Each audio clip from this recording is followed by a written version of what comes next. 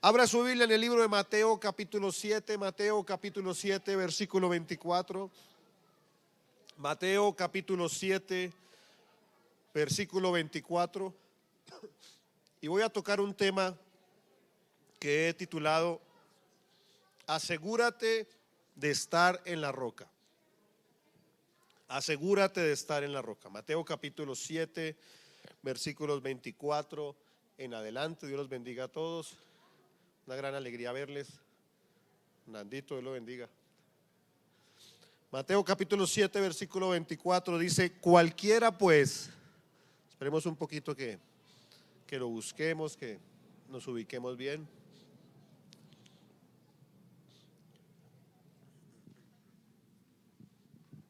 Dice la Biblia en Mateo capítulo 7: cualquiera pues que me oye estas palabras y las hace, le compararé a un hombre prudente que edificó su casa sobre la roca. Descendió, versículo 25, descendió lluvia y vinieron ríos. Si me ayudan, por favor. Silencio, por favor. Versículo 25 dice: descendió lluvia y vinieron ríos y soplaron vientos y golpearon contra aquella casa y no cayó. Pero cualquiera, versículo 26, que me oye estas palabras y no las hace, diga conmigo, y no las hace, le compararé a un hombre insensato que edificó su casa sobre la arena, y descendió lluvia y vinieron ríos y soplaron vientos y dieron con ímpetu contra aquella casa y cayó, y fue grande su ruina. Y cuando terminó Jesús estas palabras, la gente se admiraba de su doctrina, porque les enseñaba como quien tiene autoridad y no como los escribas. Ya que está a su lado, asegúrate de estar en la roca. Yo he clamado al Señor que nos dé una palabra hoy para este tiempo que estamos viviendo, porque hay en algunos desánimo, en otros tristeza, en otros incertidumbre por lo que viene para el país. Y por eso he querido titular esta palabra: que estés afirmado en la roca. Asegúrate de estar en la roca. Hoy vivimos tiempos de cambios. Hoy vivimos tiempos de incertidumbre en lo espiritual, vivimos tiempos de incertidumbre en lo económico, vivimos tiempos de incertidumbre en lo social, en lo gubernamental. Son tiempos difíciles, tiempos de muchos cambios, tiempos en los cuales muchos han dejado su amor por Dios. Su amor se ha enfriado. Unos han dejado el primer amor. Cada vez se levantan ideologías, pensamientos, gobiernos adversos a la palabra, se levantan en contra de la verdad. Se consolida la maldad en la tierra, se consolida el poder de la maldad en la tierra. Mas nosotros, la iglesia de Cristo, lavada por la sangre del Cordero, estamos cimentados sobre la roca que es nuestro Señor Jesucristo. ¿Cuántos dicen amén? ¿Cuántos están cimentados en la roca que es nuestro Señor Jesucristo? Y aquí estamos observando un texto muy poderoso. Estamos viendo el Sermón del Monte. ¿Cuántos recuerdan el Sermón del Monte? Mateo capítulo 5, capítulo 6, capítulo 7, donde resume, es un mensaje donde el Señor Jesucristo enseña o da su enseñanza, revela su doctrina, y podemos mostrar la teología de Jesús a través del Sermón del Monte. Usted puede observar en el capítulo 5 que en el Sermón del Monte vemos las bienaventuranzas. ¿Cuántos recuerdan las bienaventuranzas? Vemos que habla de la iglesia como la sal de la tierra, la luz del mundo. Habla acerca de lo que él expresa acerca de la ley y los profetas. Él vino a cumplir la ley y los profetas. Habla acerca de principios de eternidad, habla acerca del amor. Habla la expresión de Jesús sobre el divorcio, sobre el adulterio, sobre el dar, sobre la oración. Nos muestra el Padre Nuestro. Habla acerca del ayuno, sobre las preocupaciones de la vida, sobre el no juzgar a los demás, sobre ese principio poderoso de pedir, buscar, llamar y clamar. Dice la Biblia: pedid, se os dará; buscad, ¿qué? Clamad y se os abrirá. También habla acerca de la puerta estrecha y de la puerta ancha. También habla acerca de los frutos del corazón. También habla acerca de los profetas y de los falsos profetas, y que él dirá de muchos falsos profetas: no os conozco o no los conozco. Y también finaliza el sermón del monte, finaliza con esta palabra poderosa de aquel hombre prudente que cimentó, que edificó su casa sobre la roca, y el hombre insensato que edificó su casa ¿sobre qué? Sobre la arena. Algo poderoso también es que finaliza la narración en el Evangelio expresando que las multitudes se agolpaban y aceptaban su mensaje, porque no hablaba como los religiosos de la época, no hablaba como los escribas que tenían una apariencia de piedad, que tenían una reflexión que se mostraban hacia los demás con apariencia de piedad, pero su interior estaba muerto. Había una crisis en el cual la autoridad de los sacerdotes, la autoridad de los líderes religiosos, y en este caso habla de unos en particular, los escribas, estaba deteriorada. ¿Por qué razón? Por la incoherencia, por la religiosidad, porque no tenían autoridad. Al contrario, el Señor, lleno del Espíritu Santo, dice la Biblia, hablaba como los que tienen autoridad. Entonces el mensaje de Jesús llegaba al corazón y los demás se maravillaban, las multitudes se maravillaban porque recibían la bendita y la poderosa palabra de Dios. Pero algo poderoso de lo que quiero hablar, de estas verdades espirituales, es un texto muy sencillo, es un texto muy conocido. Usted dirá: yo ya lo he leído, me lo sé de memoria, creo que me van a ir a enseñar. Pero que tiene unas verdades y una profundidad espiritual maravillosa. Y lo primero que quiero decir de este texto es algo que dice la Biblia, y dice: el que oyó la palabra y la hizo. Oiga, diga conmigo: el que oyó la palabra y la hizo. El que oyó la palabra y la puso en práctica. El que conoció la palabra y la puso por obra.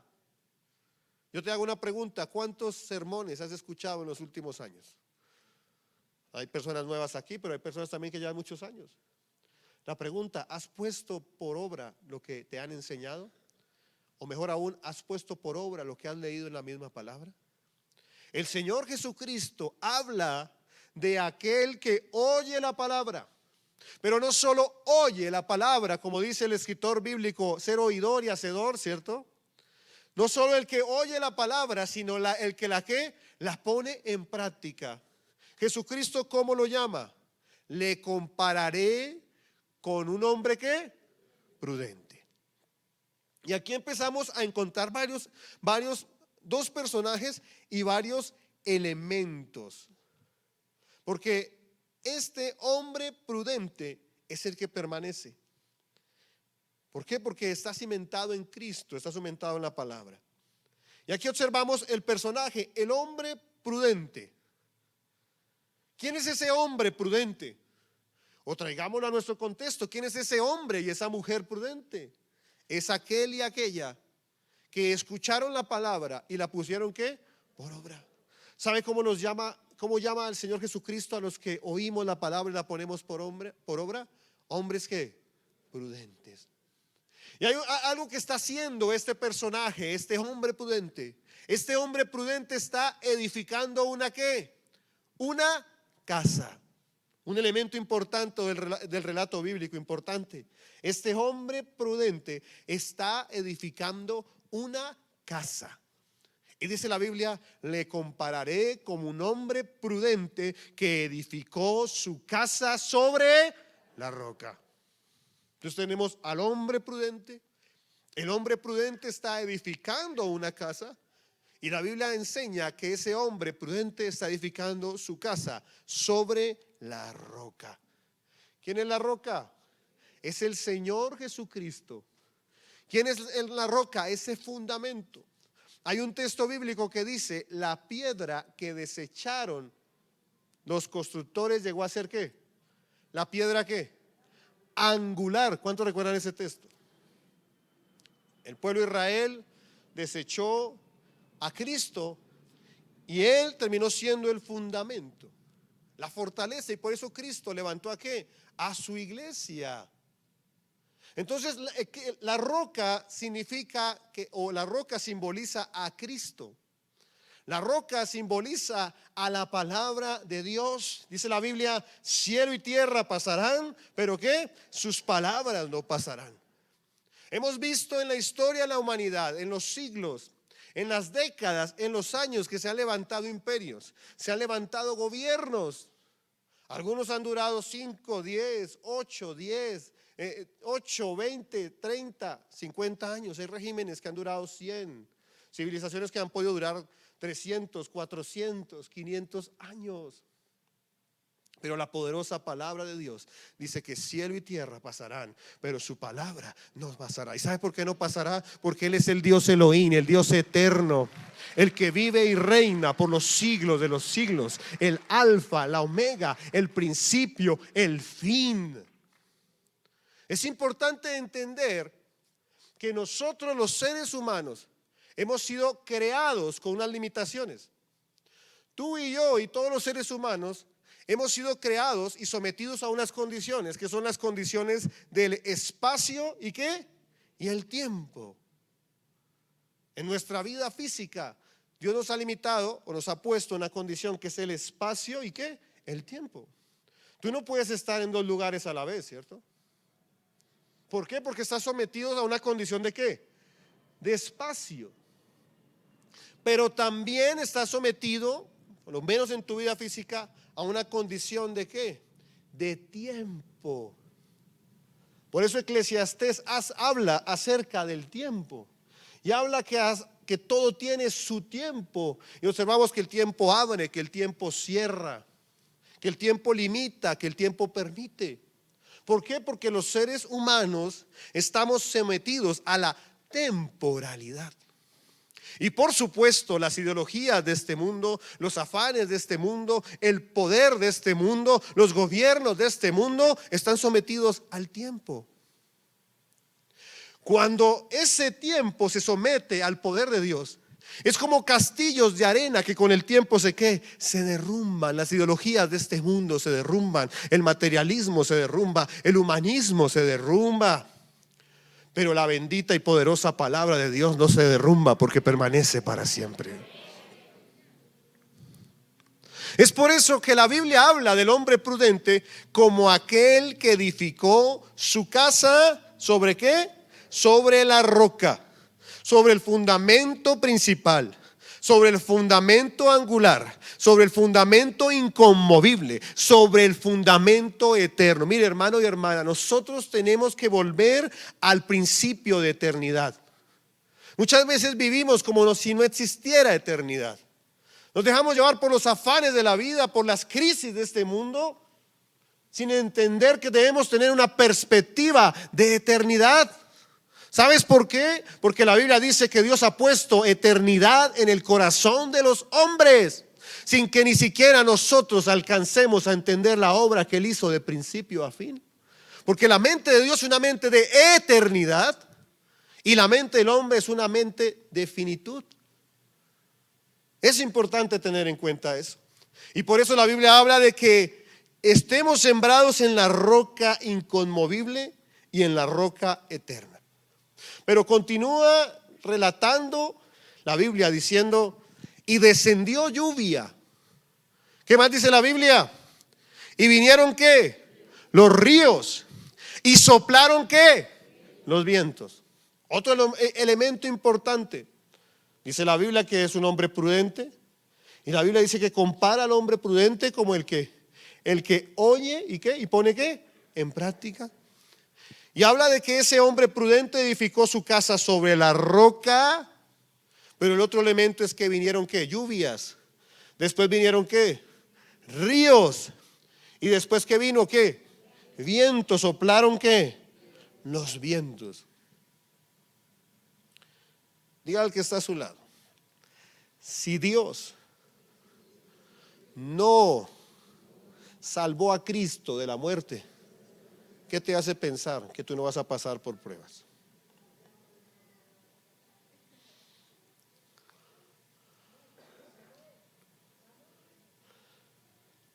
La Biblia nos enseña que al hombre prudente vinieron lluvia, vinieron ríos y vinieron ¿qué? Vientos. Nos han enseñado que la vida cristiana, o hemos creído que la vida cristiana no tiene pruebas, no tiene luchas. Y a veces se ha predicado eso, pero la Biblia nos enseña que al hombre prudente vinieron lluvias, vinieron ríos y vinieron vientos. Y sabe, muchas veces se piensa que por ser cristianos nada nos va a pasar. Y muchas veces muchas personas se llevan decepciones muy grandes en la vida. ¿Sabe por qué? Porque no están cimentados en la roca, sino una expectativa de bendición, de prosperidad, de salud.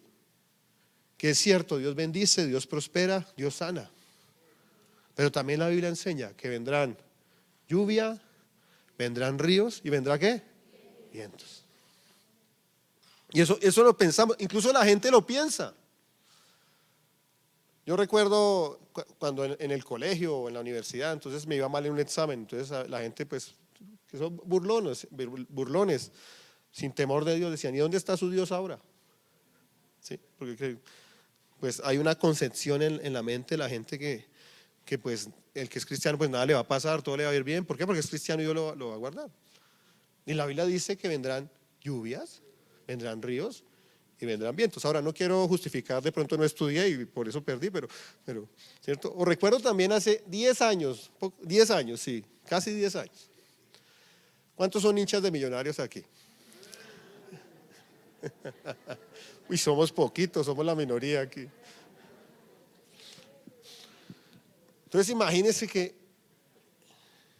yo hincha de Millonarios desde niño, cuando niño muy aficionado, me gustaba ir al estadio.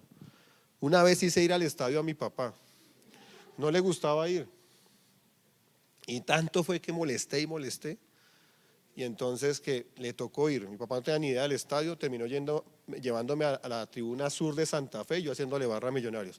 Yo tenía 8 años, pero en esa época no era tan violento como hoy. Y también pasó una cosa chistosa en esa época, ese día que mi papá me llevó al partido, que yo iba harto con un hermano, que él murió después, tenía un problema renal y murió. Él iba casi cada 8 días al estadio. Y ese día me llevó mi papá. Y entonces a los días había un hermano de la iglesia, un líder de la iglesia aquí, que la esposa ya ni venía a culto para ir al estadio. Entonces empezó a exhortarla, mi hija, usted ya ni va a culto para ir al estadio, eso no está bien. Entonces le dice, pero usted qué me viene a decir si el pastor está el domingo en el estadio. Nunca había ido y ese día preciso. Pero siempre fui hincha de Millonarios, muy hincha. Y entonces, pero tenemos que reconocer los hinchas de Millonarios, pues que Millonarios no juega muy bien, que digamos. ¿Sí? Tenemos que reconocerlo. Aunque ayer le ganamos a Nacional, Cali. Ayer le ganamos a Nacional, en Medellín, ¿cierto? Y entonces llegó un momento que Millonarios, yo nací, me convertí en hincha de Millonarios como a los 4 años. Y nunca vi a Millonarios ser campeón, nunca. Hasta cuando tenía 26 años, hace 10 años, no haga cuentas. Entonces resulta que Millonarios llegó a la final. Y entonces pues Millonarios nunca llegó a una final en 30 años, desde el 89, no, como 22 años. Y entonces pues yo tenía que ir a la final. Claro, yo fui y me conseguí una boleta de un palco que tenía la alcaldía, de los concejales, ahí llegué. Y pues como Millonarios no juega tan bien, oiga, qué partido, yo no he visto un partido tan malo como esa final del 2012. Millonarios Medellín, ¿cuántos se acuerdan? Y entonces imagínense que eso era un estrés y la gente haga fuerza y ese equipo no jugaba nada. El otro era malo, pero Millonarios más malo y no, eso no, nada. No, eso no. Y entonces la gente desesperada. Y unos concejales empezaron a gritar. En esa época había un concejal cristiano que se llama Marco Fidel Ramírez, un pastor. ¿Y dónde está Marco Fidel ahora para que ore por Millonarios? Porque la gente cree que como estamos más cerca a Dios, entonces Dios hace todo lo que nosotros digamos, todo lo que nosotros queramos. Bueno, yo creo que escuchó mi oración porque Millonarios quedó campeón en un enredo ahí y pude ver al equipo campeón. Después fue campeón como en el 2017, creo. Pero lo que les quiero decir es que creemos que porque estamos con Dios todo va a salir perfecto. Nada va a pasar, nada malo va a pasar. Pero la Biblia dice que al hombre prudente le vinieron lluvias, le vinieron ríos y soplaron fuertes que vientos. Pero ¿sabe cuál es la bendita promesa que Dios dejó en su palabra? Es que la casa del hombre prudente no cayó porque estaba cimentada en la roca poderosa. ¿Cuánto le dan la gloria al Señor? Estaba cimentada. La casa no cayó. La casa no sucumbió. Vinieron las luchas, vinieron las pruebas, vinieron los tiempos inciertos y difíciles como tal vez estamos viendo hoy. Pero la casa no cayó porque estaban en la roca, que es nuestro bendito Señor Jesucristo. Número 2. Hay otro personaje que el Señor Jesucristo lo llama como el hombre insensato. Había un hombre que prudente y había otro hombre que insensato. Dos personajes. El hombre prudente, dice la Biblia, que le compararé a un hombre prudente, ¿cierto? El que oye y aplica se le compara como un hombre que prudente. Pero hay otro personaje en la Biblia que es el hombre que insensato. ¿El hombre qué? Insensato. Este hombre insensato edificó su casa ¿en dónde? En la arena. Uno lo edificó en la roca, en Cristo. Y el otro edificó en la arena. Mira, hermano y hermana, debemos edificar nuestras vidas en Cristo. Hemos visto en estos años que han pasado muchos malos testimonios. Hombres y mujeres de Dios que admirábamos tal vez, que seguíamos, ¿cierto? Y nos defraudaron. Problemas de moral, problemas de economía, problemas de corrupción. Y eso trae decepción y frustración, ¿sí o no? Y muchos dejan de seguir a Cristo, ¿sabe por qué? Porque su mirada está puesta ¿en quién? En ese líder. O su mirada está puesta en la circunstancia. Hay tiempos buenos, hay tiempos malos. Tal vez muchos vivieron tiempos buenos de bonanza, había trabajo, había ingresos, había comodidades, había viajes, había casas, había carro, había comodidad. Y vino la crisis y ya la comodidad ¿qué? Pasó, se acabó, era efímera y muchos por eso han vuelto atrás. Otros han vuelto atrás porque su corazón se ha enfriado. ¿Saben por qué pasa eso? Porque muchos han puesto su casa en la arena. Unos fundamentan su casa en su trabajo. Dios nos guarde. Pero ¿qué tal que el dólar empiece a 6,000, 7,000, 8,000? Y un trabajo de 15, 20 millones no sea dinero. ¿Puede pasar? Puede pasar. Estamos viviendo un proceso muy complejo. Y no solo por el cambio de gobierno en Colombia, hay una crisis mundial sin precedentes que puede ser un tema muy grave. Hay un problema grave de fertilizantes para los alimentos. Una inflación desbordada en todo el mundo. Los países se pusieron a imprimir billetes para dar subsidios y aquí están las consecuencias. Hay gente que puso fundamento en su economía. Hay gente que puso su fundamento en los líderes carismáticos. Líderes espirituales, económicos, políticos. Hay gente que puso su fundamento en un ministerio. Yo conozco gente que el día que le quitaron el ministerio, se fue al mundo. ¿Por qué? Porque su fundamento era ¿qué? Un ministerio. Y justa o injustamente lo han quitado. Eso yo lo he visto en pastores, en las misiones. Dios guarde nuestra misión, que es santa, en las otras, en esta no. Pero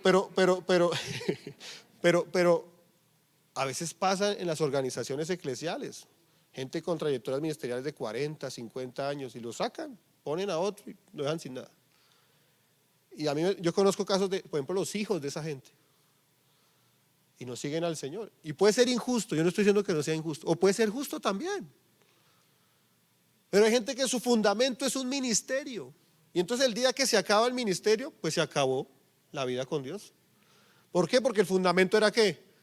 ¿Un qué? Un ministerio. Hay otros que ponen su fundamento en el materialismo. Bueno, cualquier cantidad de cosas, no solo la gente del mundo, también en la iglesia.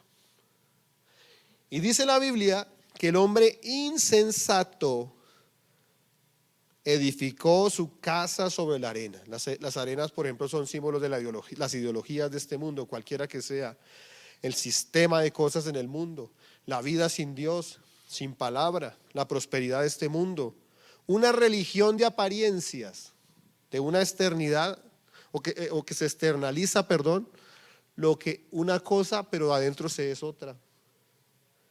Un ministerio, el materialismo. Este hombre edificó su casa sobre la arena. ¿Sabes? Dios me ha estado inquietando. Y esta palabra es sencilla, usted la conoce, se la sabe de memoria. Pero tenemos que volver al rudimento del evangelio. Porque nuestra fe va a ser probada en este tiempo. Y Dios va a separar el trigo de la cizaña. Y va a tener que circuncidar nuestros corazones. Porque independientemente o no que haya prosperidad en nuestro país, no sé si usted se ha dado cuenta que cada vez el sistema de este mundo es más agresivo contra el cristianismo. Y se levantan ideologías cada vez más agresivas que quieren cauterizar la mente de los jóvenes, de los niños, cambiando el modelo a una nueva era, a lo que se llama el nuevo orden mundial. Eso es lo que estamos viviendo. Y cada vez el que esté fundamentado en Cristo va a permanecer, porque cada vez va a ser más fuerte, más agresivo. Es lo que estamos viviendo. No son tiempos de comodidades. Es tiempo donde o somos o no somos. Y solamente el que esté edificado en la roca permanecerá. Porque mira lo que sigue diciendo la Biblia. Dice la Biblia que el hombre insensato edificó su casa sobre la arena. Y dice la Biblia que descendió ¿qué? Lluvia. Y dice la Biblia que vinieron ¿qué? Ríos y soplaron viento. Lo mismo que el hombre prudente. Al hombre prudente ¿qué? Vinieron ¿qué? La lluvia, vinieron los ríos, soplaron los vientos. Al hombre insensato ¿qué? Vino la lluvia, vinieron los ríos y soplaron ¿qué? Los vientos. Hay algo que la Reina Valera adiciona y dice, y dieron con ímpetu contra esa casa. Dieron con ímpetu. Pero aquí no dice que la casa no cayó, sino que dice que la casa ¿qué? Cayó. Pero no solo dice que la casa cayó, sino que la Biblia también dice que la casa cayó y fue ¿qué? Grande su ruina. Tremendo eso. Fue una ruina grande. Fue una ruina, lo arruinó, lo dejó sin posibilidad, lo dejó sin oportunidad. Tremendo eso. Número 1, no es que estar en la roca, ya lo dije, nos encima de la lluvia, del río, del viento.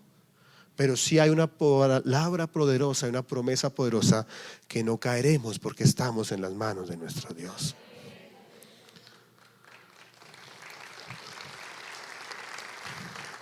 Pero por el contrario, el hombre insensato dice que su casa cayó y fue grande su ruina. Mire, algo tremendo, una aplicación bíblica que podemos dar aquí, es que la casa no cayó cuando la construyó. Escuche esto. Ni la casa cayó después de que la construyó. Pues la Biblia no lo dice, pero pudo pasar mucho tiempo. Porque tiempo puede pasar. Y alguien podrá decir, pero mire, o sea, yo aquí vivo sin principio y no me está pasando nada. Sí, claro. Porque la casa no cayó cuando la construyó, ni la casa cayó después de que la construyó, sino que la casa cayó cuando vinieron los vientos, los ríos y la lluvia. Ahí fue cuando cayó. ¿Antes cayó? No. Cayó fue cuando vino la dificultad. Cayó cuando vino la prueba. Cayó cuando vino la adversidad. Escuche esto. Antes no cayó. Cuando usted construye un edificio, pues el edificio, ¿cuándo es que se cae? Cuando sufre ¿qué? Un ataque, un terremoto, un remesón. Ahí es cuando se cae, antes no. Y eso fue lo que le pasó al hombre insensato. Su casa cayó cuando vino la crisis, antes no cayó. Pero quiero decirles algo, su casa cayó cuando más la necesitaba. No sé si me he hecho entender.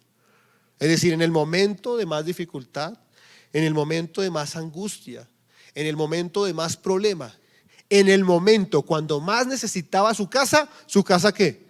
No estaba. Su casa había ¿qué? Caído.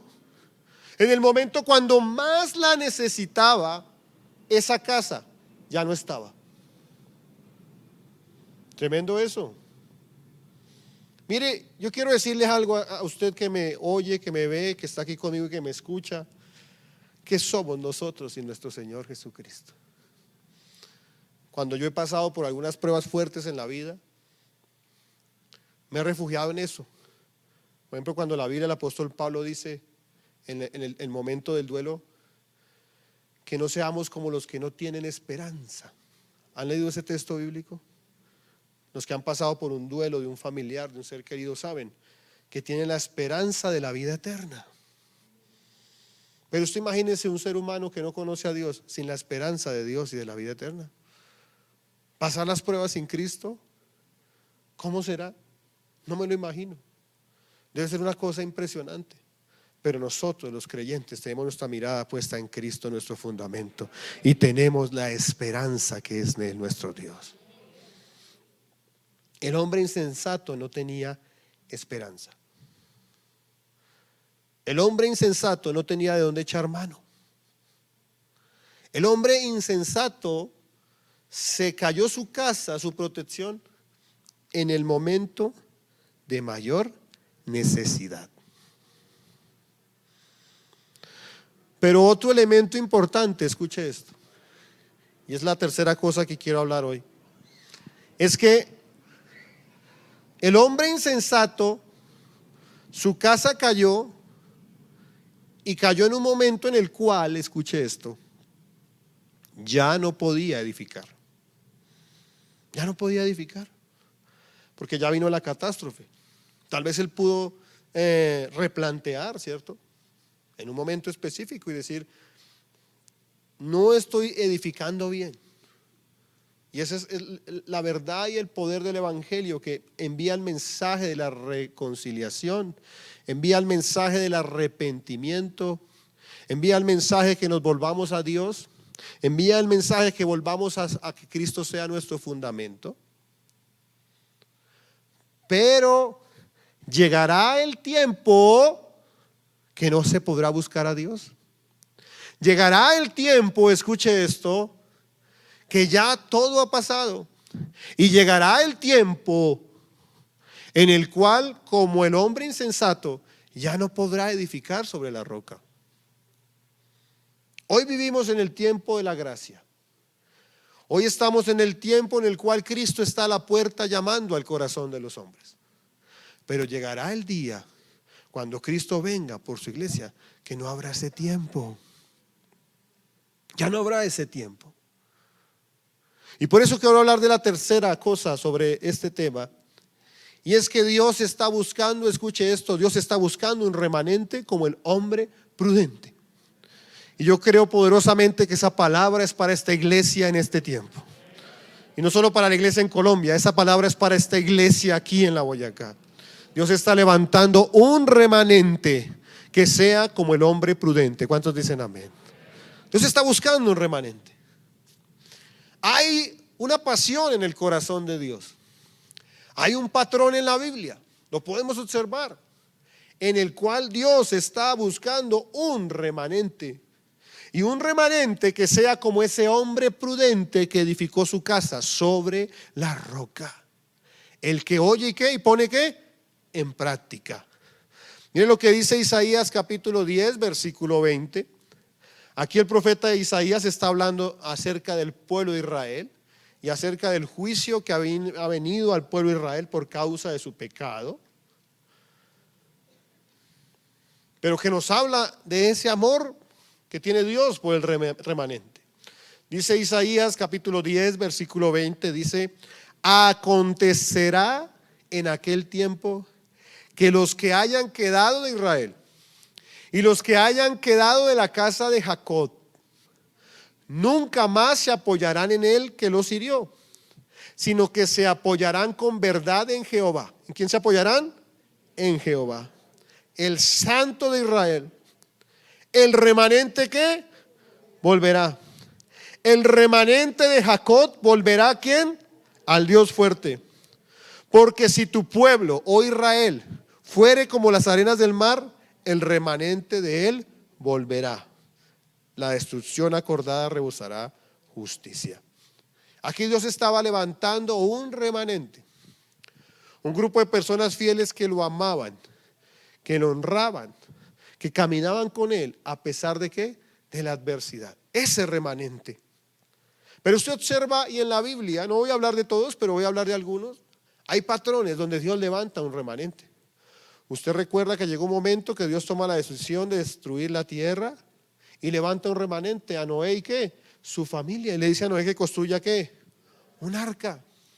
Y esa arca es símbolo del plan de salvación de Cristo, porque toda la Biblia revela a Cristo.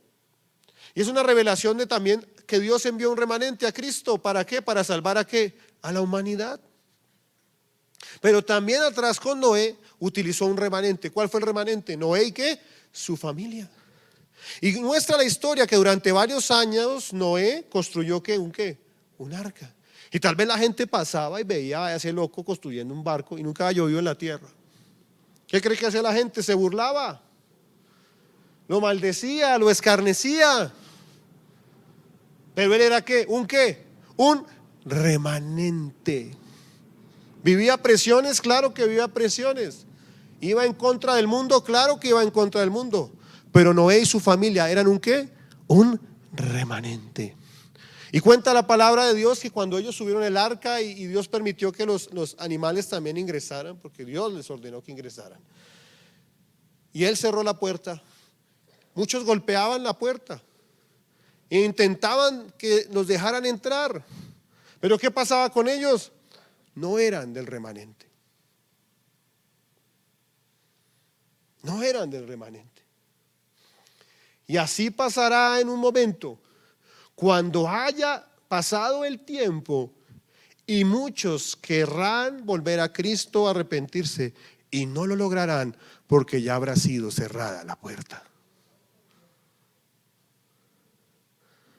Pero también observamos otro remanente cuando Acab y Jezabel gobernaban en Israel. Acab y Jezabel reinaban. Y entonces dice la Biblia que habían 7,000 que no habían doblado ¿qué? Sus rodillas ante Baal. Ese era un ¿qué? Remanente. Y Dios los respaldó, Dios los guardó. Elías luchó con su carácter, pero Dios lo respaldó, Dios lo guardó. Y fueron un remanente en un momento donde la idolatría, la inmoralidad, la maldad se gobernó del reino. Pero también observamos otro remanente, los discípulos. Vuelvo al texto. La piedra que desecharon los edificadores llegó a ser la piedra que angular. Ese texto significa que el pueblo de Israel desechó ¿a quién? A Cristo. Y Cristo llegó a ser el fundamento, el Salvador de la humanidad, el Hijo de Dios que quita el pecado del mundo.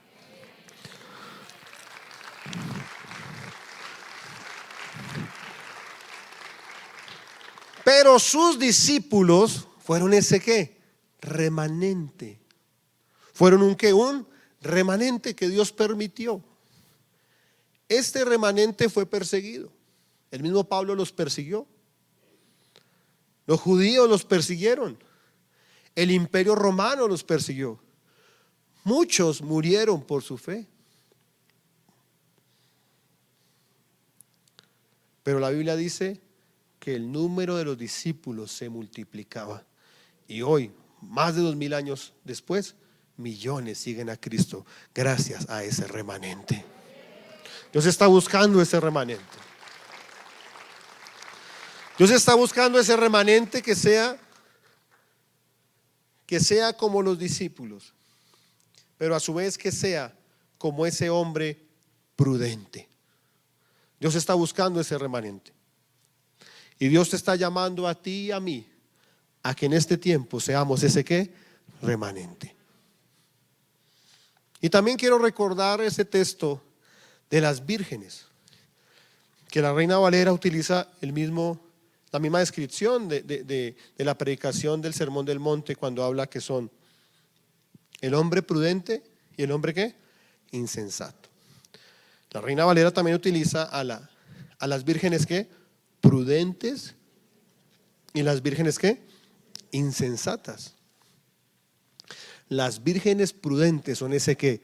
Remanente. Son ese remanente. Porque enseña la Biblia, la palabra de Dios, que estaban esperando al novio. Estaban esperando su venida. Pero habían unas que eran prudentes. ¿Por qué eran prudentes? Número uno, porque habían aprovisionado sus lámparas ¿con qué? Con aceite. Pero habían otras que eran ¿qué? Insensatas. ¿Por qué? Porque no habían aprovisionado sus lámparas ¿con qué? Con aceite. Y cuenta la Biblia que llegó la hora y todas cabecearon, dice la Biblia. Y llegó un momento en el cual se escuchó una voz que dice: ha llegado el novio, venid a ¿qué? A recibirle. Y entonces las que no tenían aceite en sus lámparas, ¿qué empezaron a hacer? ¿Salieron a qué? A buscar, porque le dijeron a las prudentes que le dieran de su aceite, pero las prudentes no les dieron. Y entonces ya les tocó ¿qué? Ir a ¿qué? A buscar.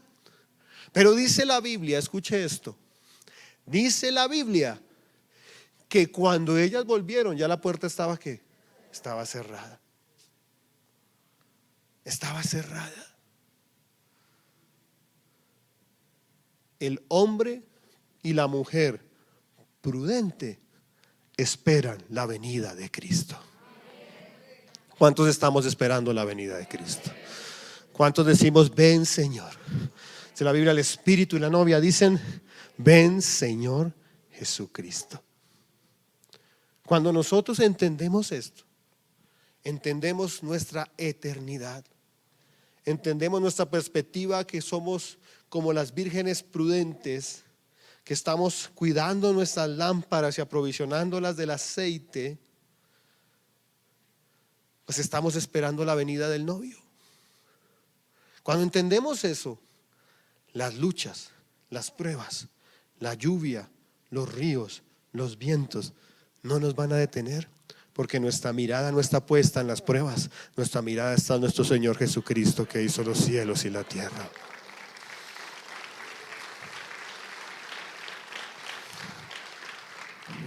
Por eso te digo, iglesia, asegúrate de estar en la roca. ¿Por qué nos ponemos en pie y vamos a orar? Gracias, Señor. Gracias, Señor Jesucristo. Ponte en pie. Inclina tu rostro ahí donde estás y vamos a adorar al Señor donde estamos. Gracias, Señor Jesús.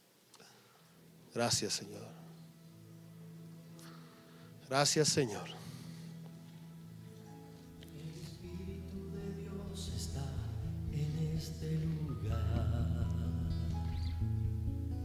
El Espíritu de Dios se mueve en este lugar. Está aquí para consolar. Levanta tus manos y dile: está aquí para liberar. Está aquí para guiar. El Espíritu de Dios está aquí. El Espíritu de Dios está en este lugar. Si quieres la quitas y cantamos nosotros. El Espíritu de Dios se mueve en este lugar.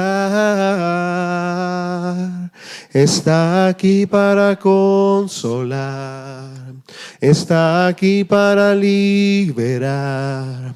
Está aquí para guiar. El Espíritu de Dios está aquí. Muévete en mí, muévete en mí, y toca mi mente y mi corazón. Llena mi vida de tu amor y muévete en mí, Dios Espíritu, muévete en mí. Digamos de nuevo, y muévete en mí, muévete en mí. Toca mi mente y mi corazón, llena mi vida de tu amor. Muévete en mí, Dios Espíritu, muévete en mí. El Espíritu de Dios, el Espíritu de Dios está en este lugar. Más fuerte, iglesia, para nuestro Dios, el Espíritu de Dios. El Espíritu de Dios se mueve en este lugar. Está aquí para consolar, está aquí para liberar, está aquí para guiar. El Espíritu de Dios está aquí. El Espíritu de Dios, el Espíritu de Dios está en este lugar. El Espíritu de Dios se mueve en este lugar. Está aquí para consolar, está aquí para liberar, está aquí para guiar. El Espíritu de Dios está aquí. y muévete en mí, muévete en mí. Toca mi mente y mi corazón, llena mi vida de tu amor. Muévete en mí, Dios Espíritu, muévete en mí. Cantemos de nuevo, muévete en mí, muévete en mí, muévete en mí. Toca mi mente y mi corazón, llena mi vida de tu amor. Muévete en mí, Dios Espíritu, muévete. Santo Dios, adora a Dios en tus propias palabras, Señor. Oh, shoto robro brosete rebrebre.